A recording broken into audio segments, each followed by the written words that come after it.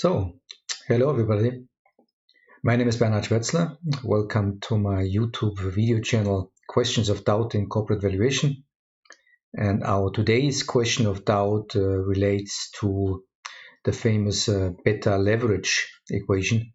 There are two versions of it. Both show up here on the slide.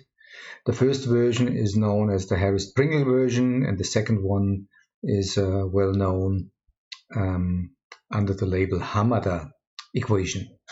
Both are widespread in use in practice, and so I would like to discuss today which of the two shall be used in this re- or delevering operations.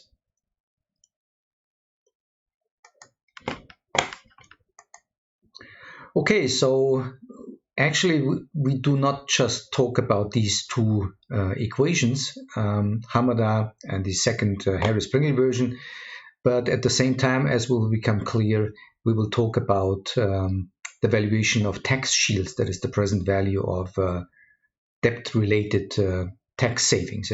And here we have three different versions.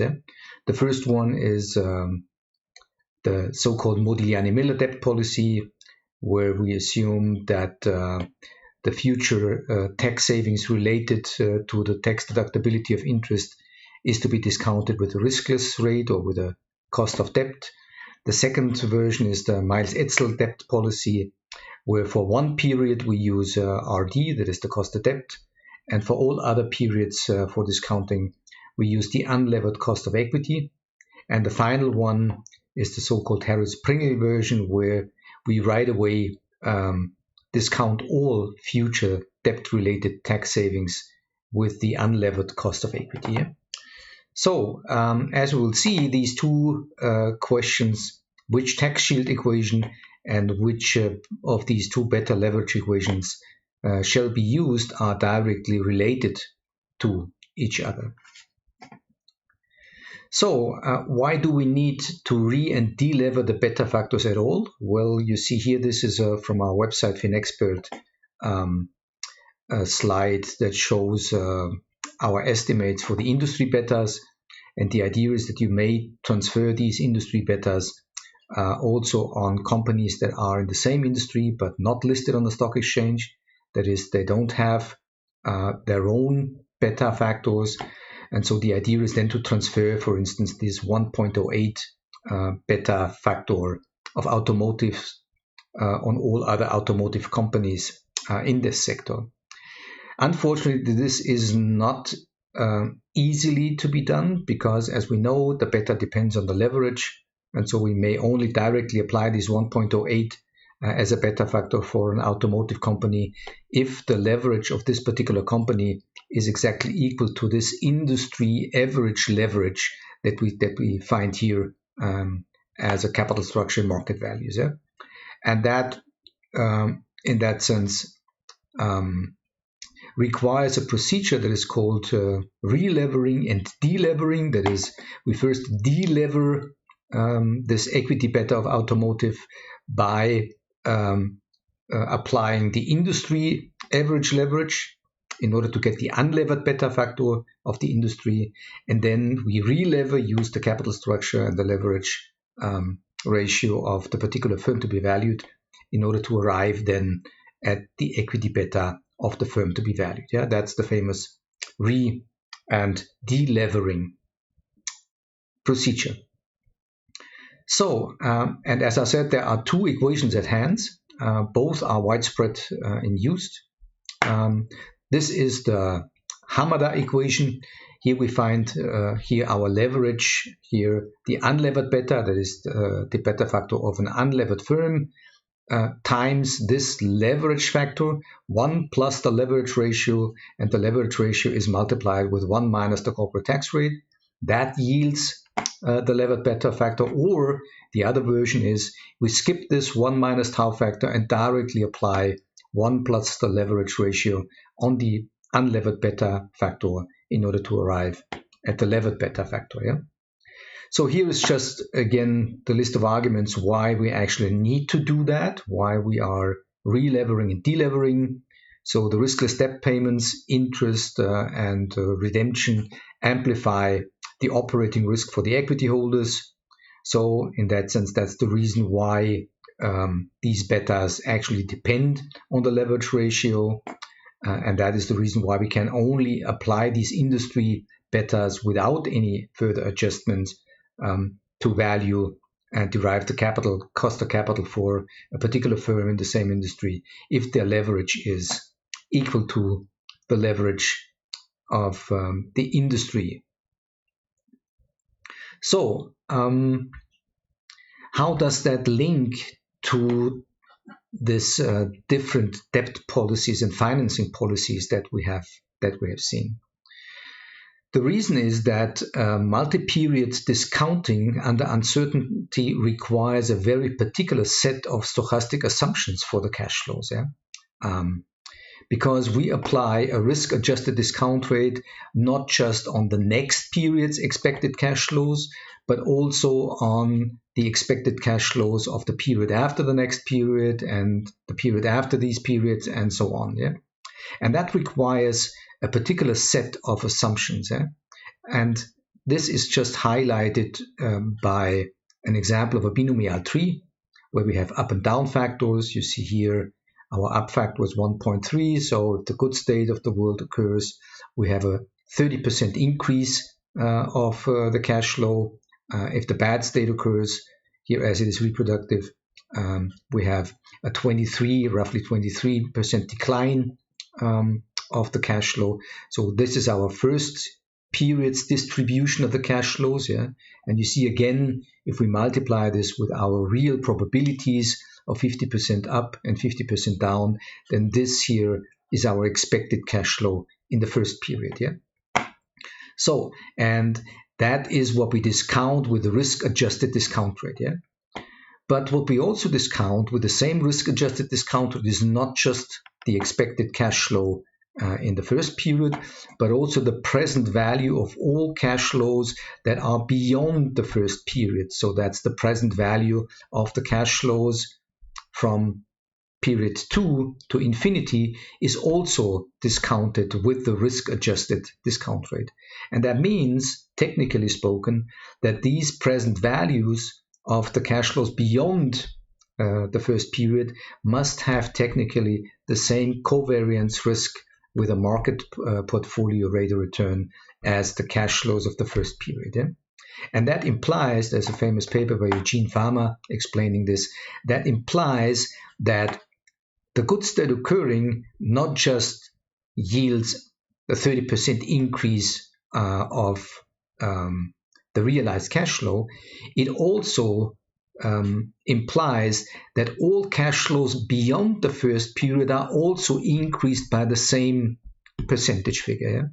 And that means that, technically spoken, capital market participants adjust their beliefs, what they believe about the cash flow beyond the first year. If we have a good year, so to speak, then the market participants also adjust their beliefs for the years after the first year upwards according to the deviation between the expected value of the first period and the realized value of the first period. I tried to highlight this here by this triangle here, this upward shift in the expectations, because you see that in our binomial tree, once the first good state is showing up, then you see that only the upper part of this further binomial tree is relevant for our expectations. And that, as I said, means that we adjust our expectations according to the realization of the cash flows in the first year. So, and that means, of course, that also our present values are adjusted accordingly to our outcome of this first year's period. So if we would have had a bad year or a bad state of the world, then you see that obviously we would have adjusted downwards our expectations for our cash flows after the first year. And that means that, of course, future firm values, future present values of these cash flows are also random variable and path dependent. So here you see that they are adjusted upwards. Here they are adjusted downwards. And then, of course, according to the next year realization, we again adjust our beliefs accordingly where we are currently in this path through our binomial tree. Yeah? And that is implying that future firm values are random variables. Yeah? So they depend on the realized outcome of the cash flows, and then we adjust our beliefs. And that means that actually that the same random forces that drives the outcome and the realization of the cash flow also are the same random forces that drive the up and downwards expectation, adjustment expectation of our firm values. Yeah? And that means that future firm values are random variable. The current firm value is of course certain, but then according to the path, for instance, through our binomial tree, or if we have a continuous time model here, then you see that this is a random walk of our future firm value. Yeah? And as I said, this is the implication behind that. And here now our financing policy assumption comes into play, because the question now is, what is the frequency? How often do we adjust our debt level according to the realized development of our firm value? And that is then the second factor that determines our financing policy. So you see that just knowing the leverage in the capital structure is not sufficient to define that. We also need to know how often do we adjust our debt level by multiplying our leverage ratio, the target leverage ratio, with the realized firm value in this path. Yeah? So that means our financing policy consists out of two parameters or two variables. The first one is our target leverage ratio, the capital structure, and the second one, how often, or the frequency, how often we adjust our debt level according to our change and realized change in the firm value. So now again to our three classic policies, because they are actually three versions of this more general adjustment frequency idea. You see here the Modigliani-Miller assumption is that the debt level will never be adjusted. So in the simplest form, in the perpetuity form, it says that the current debt level will be maintained and it is riskless. That means no matter where the firm value is going to move, we will always stick to infinity in the terminal value calculation to our current debt level. The second version is the Miles-Etzel debt policy, where we just assume that in one period we have the cost of debt as a discount rate, and then beyond that we discount with our unlevered cost of equity. This implies that every year, after 1 year, we adjust our debt level by multiplying our leverage ratio with the then realized and the then prevailing market value of the firm. So, and then after the second year, we again, according to our realized firm value, we adjust upwards or downwards our debt levels. So, and finally, our Harris-Pringle debt policy that discounts our tax savings immediately with the unlevered cost of equity, that yields, in that sense, or that requires the assumption that our debt level has the same risk than our firm value. And that means that you can see it here, that actually we adjust instantaneously our debt level towards any change that might occur with our firm value. So you see that our debt level is instantaneously adjusted and directly tracks and traces the development of our firm value, and is also, of course, immediately path dependent. So when you see that these three debt policy actually simply imply in that sense that first whether, and if so, at which sequence our debt level is tracking the development of our firm value. So you see here it is not adjusted at all, so it doesn't track the development of the firm value. Here you see that we adjusted stepwise. Our debt is going to track the development of our firm value with a lag of 1 period and then always in one step. And here you see our debt development is immediately tracking and tracing the development of our firm value. So these are the 3 debt policies, yeah. And now let's look at how they link to these 2 beta adjustment equation, yeah. So you see here a very famous and very convenient feature of debt factors, of beta factors, that is betas are additive. We know this very well from portfolio theory. That is, if we have 2 stocks and we know the beta factors of these 2 stocks and form a portfolio out of the 2, then the beta of this portfolio is simply the weighted average over the betas of its constituents.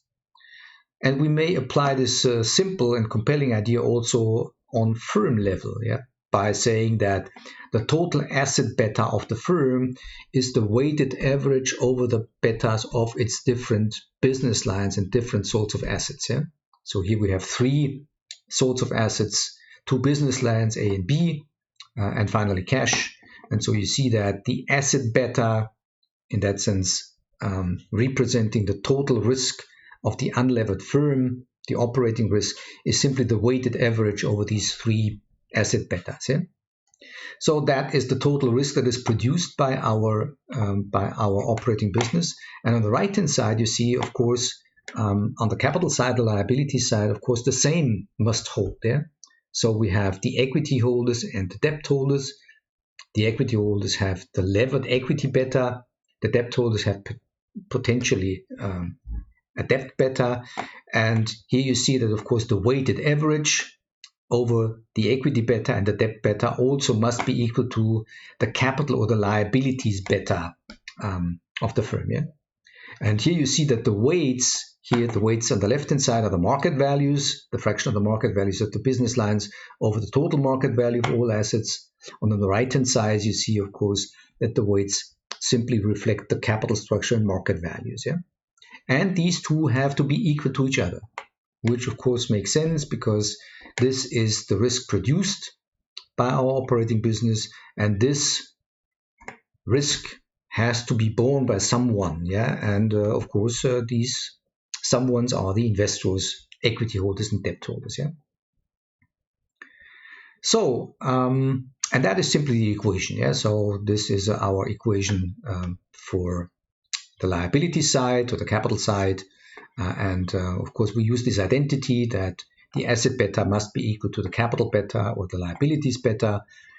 If we assume now that the debt holders do not bear any risk, then of course the debt beta is equal to 0. And then if we rearrange a bit, then we get this wonderful equation here. And that simply rearranging here and solving it for the equity beta, the levered beta, gives us our leverage equation. Yeah? That is, the levered equity beta is the unlevered asset beta times 1 plus debt over equity. Yeah? And that simply reflects the fact that if here, let's say 50%, let's presume that it's 50-50 debt to equity. If 50% of our liabilities do not bear any risk, then of course this is going to amplify and double the risk for our equity holders per invested unit of equity. Yeah? So you see that this simply explains this leverage. The smaller the equity portion that is going to bear the entire risk, and the larger the riskless debt, the higher per unit of invested equity this amplified leverage risk becomes. Yeah? So that is the case of the case without taxes. Yeah? Now, if you make the next step and look at the model including taxes, then you see that if we just take corporate taxes into account, that our assets, the market value of our assets is a bit different. It is now the market value of our unlevered assets, so the market value of the unlevered firm, plus the present value of the tax savings. Yeah? So this is a VTS. Yeah? So, and the total value of the total firm is then here the present value of the unlevered value of the firm and here the value of our tax shields. Yeah? So, and of course, now we can again open our beta equation. So the total beta of the levered firm on the asset side is then the weighted average over the unlevered beta and the beta of these tax savings, of these tax shields. Yeah. So as I said, this beta additivity idea, of course, also applies on the tax savings and on the cash flows and the values of the unlevered firm. So on the right-hand side, we have again our debt and equity. Yeah? And of course, this equality again has to hold, yeah, that as the unlevered value of the firm and the value of the tax shields is equal to the value of debt plus equity, that also again holds for the risk. Yeah? So the total risk produced by all our assets, including now this intangible asset as the market value of the tax savings, is then to be borne by our debt and equity holders somehow jointly. Yeah? So, and now rearranging, this is again the extended version of this equation, now including our beta of the tax savings. So, and now if we rearrange now and rearrange in order to solve for the levered equity beta, then our general link and our general equation becomes a bit more complicated. You see here, this is our unlevered beta times 1 plus debt over equity, minus, this is here the present value of the tax shield over equity, and here we have the beta of our tax shield times the value of the tax shield over equity, and here minus our debt beta. Yeah? So now let's look at the risk properties of these different parts of this equation. We start again with debt beta. If we set the debt beta equal to 0,